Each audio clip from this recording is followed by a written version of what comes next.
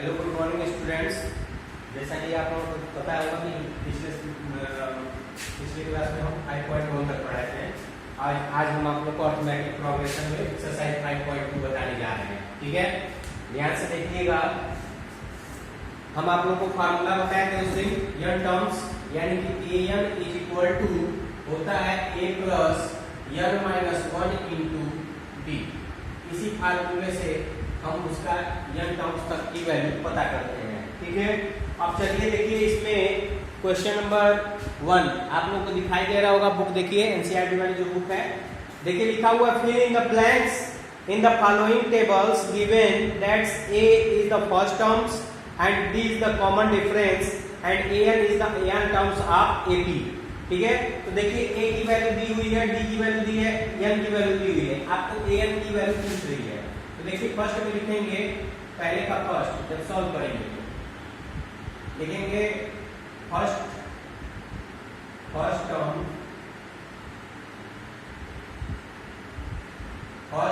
a equal to दिया हुआ है आपको कितना 7, कॉमन डिफरेंस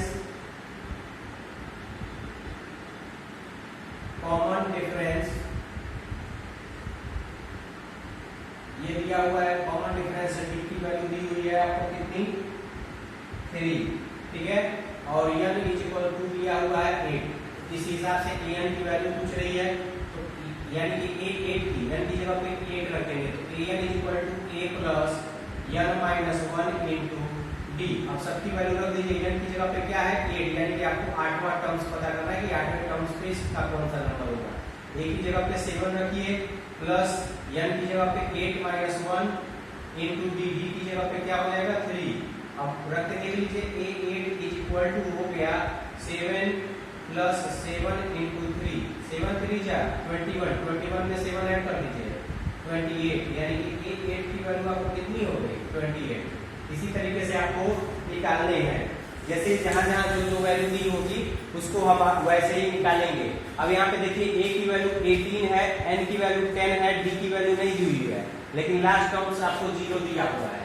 तो अब कैसे करेंगे लास्ट टर्म्स, यानी कि इस बार क्या है, अब n नहीं क्लियर, n नहीं लास्ट टर्म्स, इसी का सेकेंड नंबर an, यानी कि an यानी इसी को हम लास्ट टर्म बोलते हैं। लास्ट टर्म दिया है 0। ठीक है, a की वैल्यू कितनी है, a की वैल्यू है आपको -18। ठीक, उसके बाद n की वैल्यू है आपको 10। क्लियर है, तो आपको सब कुछ पता है, इसमें d आपको पता करना है, कॉमन डिफरेंस d की वैल्यू पता करनी है। तो हम फार्मूला रखेंगे an is equal to a plus n minus 1 into D.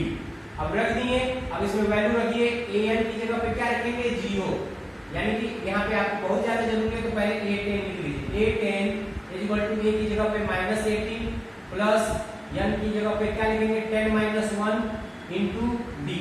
D की वैल्यू आपको नहीं पता, a10 की वैल्यू पता है, a10 की वैल्यू कितनी है 0 इज इक्वल टू -18 प्लस 10 में से 1 जाएगा तो कितना बचेगा 90। अब ये -18 इधर ट्रांसफर करेंगे तो +18 में कन्वर्ट हो जाएगा। 9d इज इक्वल टू 18, तो d इज इक्वल टू 18/9, 9 से काट दीजिए, d की वैल्यू कितनी आ गई 2। इसी तरीके से आपको पहले के सारे क्वेश्चंस आपको करने हैं। ओके, चलिए अब हम नेक्स्ट टॉपिक पे चलते हैं। Next exercise next questions. पहले का सारा ऐसे लगा लीजिएगा आप लोग। अब क्वेश्चन नंबर 2 देखते हैं।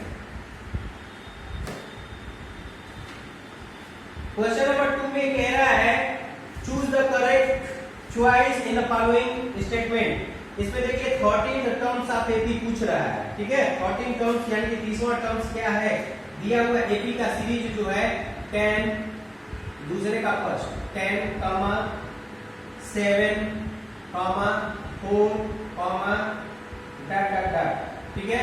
तो हम यहाँ पे क्या करेंगे, आपको 13 टर्म यानी कि A13 की वैल्यू आपको पूछ रही है। ठीक है, तो 13 टर्म यानी कि n की वैल्यू कितनी हो गई 13, तो m की वैल्यू 30 हो गया। तो सबसे पहले हम a की वैल्यू लिखें, a की वैल्यू कितनी है 10, d की वैल्यू में हम क्या करते हैं a2 माइनस a1, यानी कि a2 में से a1 को सब्ट्रैक्ट करना है, दूसरे टर्म में से पहले वाले को सब्ट्रैक्ट करना। तो 7 माइनस 10 करेंगे तो कितना बचेगा 7 में से 10 जाएगा -3 बचेगा, या इसी में से -4 यहाँ पे -4 -7 होगा तो भी कितना बचेगा, फिर -3 बचेगा। a की वैल्यू मिल गई, d की वैल्यू मिल गई। अब हमको a13 पता करना है, a13 पता कर लीजिए। a13 is equal to a की वैल्यू कितनी है 10 प्लस n माइनस 1 यानी कि 30 माइनस 1 इंटू d की वैल्यू -3। ठीक है, तो 10 ऐसे ही उतार लेंगे, प्लस 30 में से 1 सब्ट्रैक्ट करेंगे, 29 इंटू -3, 3 9 जा 27, 3 2 जा 6, 6 में 2 ऐड करेंगे -8, और ये 10 ऐसे ही उतर जाएगा। तो 10 सब्ट्रैक्ट करेंगे तो कितना आएगा -77। ये 14 की वैल्यू हो गई -77, यानी कि आपका ऑप्शन सी सही है। कौन सा ऑप्शन सी है, OPT ऑप्शन सी वाला जो है उस पर हम सही का निशान बना देंगे। ठीक है, ऐसे ही सेम आप सेकंड इसका तीसरे का सेकंड आप लोग कर लीजिएगा, दूसरे का सेकंड कर लीजिएगा। अब तीसरा क्वेश्चन चलते हैं, चलिए तीसरा क्वेश्चन देखेंगे। क्वेश्चन नंबर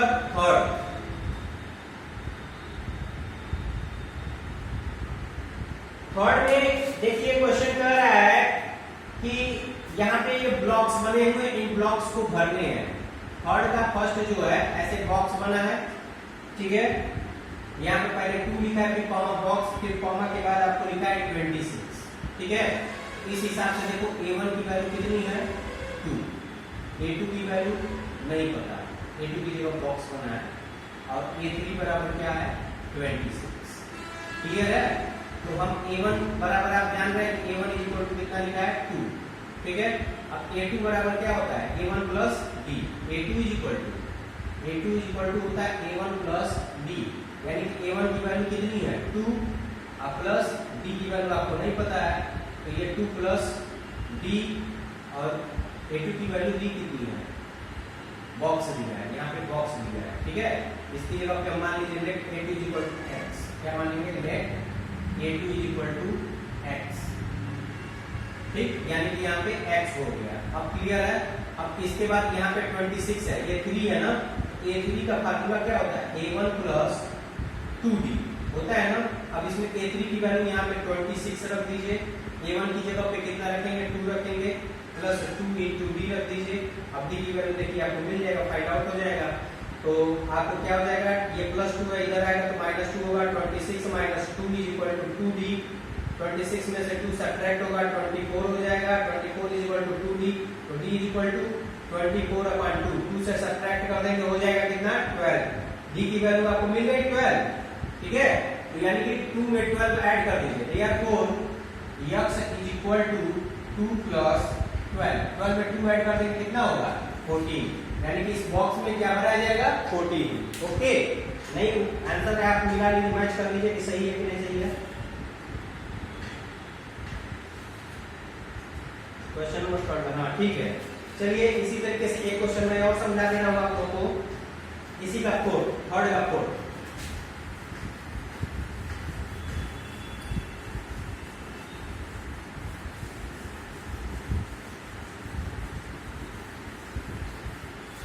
क्वेश्चन नंबर 3 का 4 देखिए, बॉक्स बना हुआ है, लिखा हुआ है -4, कॉमा ये सारे नंबर आपको पता करने हैं।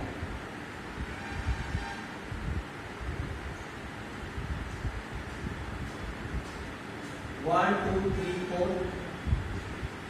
4 बॉक्स हो गए, तो ये बॉक्स हो गए 1 2 3 कोई बॉक्स है, उसके बाद कॉमा करके 6। तो पहली बात हम टर्म्स काउंट कर लें, टोटल टर्म्स कितने हैं। ठीक है, जैसे देखिए a 1 2 3 4 5 6, यानी टोटल 6 तक है, n की वैल्यू कितनी होगी 6। a1 इज इक्वल टू दिया हुआ है -4। ठीक है, a1 की वैल्यू कितनी दी हुई है -4। अब ये a1 a2 a3 a4 a5 a6, a1 a2 a3 a4 a5 a6। अब a6 की वैल्यू कितनी है 6, लेकिन a6 का फार्मूला क्या होता है a1 plus n minus 1 into d। ठीक है, इज इक्वल टू 6, तो 6 लिखे है ना n की जगह पे, तो 6 में यहाँ पे 6 रख दीजिए और यहाँ पे a1 रख दीजिए। a1 की जगह पे -4 प्लस n की जगह पे 6 - 1 into d is equal to 6। अब 6 में से 1 सब्ट्रैक्ट होगा तो 5 बचेगा, -4 plus 5d is equal to 6। अब ये -4 उधर जाएगा तो क्या हो जाएगा, +4, तो 5d इज इक्वल टू 6 + 4, 6 में 4 ऐड कर दिए 10 हो गया, 5d इज इक्वल टू 10, तो d इज इक्वल टू 10 में 5 से डिवाइड करेंगे, d की वैल्यू मिल गई कितनी, 2, यानी कि आप 2 ऐड कर करके आगे बढ़ा दीजिए। तो therefore a2 is equal to क्या होता है, a1 प्लस d। अब a1 प्लस d यानी कि a1 की वैल्यू -4 और +2, 4 में से 2 जब सब्ट्रैक्ट होगा तो यहाँ पे कितना आएगा, -2। फिर इसी प्रकार a3 इज इक्वल टू क्या होता है, a1 प्लस 2d। a1 की वैल्यू आपको -4 प्लस 2 इंटू 2 2 या 4 हो जाएगा, तो -4 और +4 दोनों मिल जाएंगे, तो इसकी वैल्यू कितनी हो गई, 0, यानी कि यहाँ पे क्या भरेंगे, 0। अब इसी प्रकार a4 इज इक्वल टू हो जाएगा a1 प्लस 3d। a1 की वैल्यू -4 और प्लस 3 इंटू 2, 3 2 जा 6, 6 में से 4 जाएगा तो कितना बचेगा, 2। अब इसी प्रकार a5 बराबर क्या हो जाएगा, a प्लस 4d। a की वैल्यू -4 और प्लस 4 इंटू 2, 4 2 जा 8, 8 में से 4 जाएगा तो कितना बचेगा, 4। आगे बढ़िए